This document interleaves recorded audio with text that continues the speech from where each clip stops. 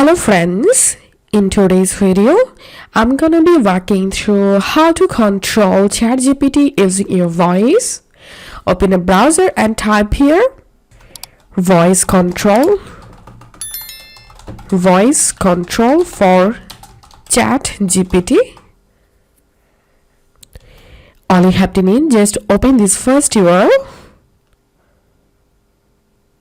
And we need to add this extension to our Chrome browser. So click on Add to Chrome, add extension.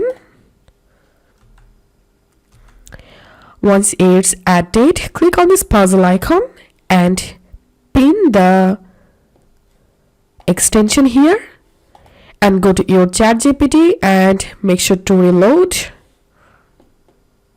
To control ChatGPT using your voice, click on this option.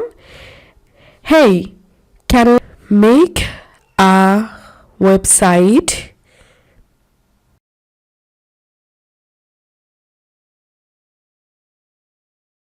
So that's how we can voice control on ChatGPT. If this video helped you, give a thumbs up and please consider subscribe to 5 Minute Solution. Thank you for watching.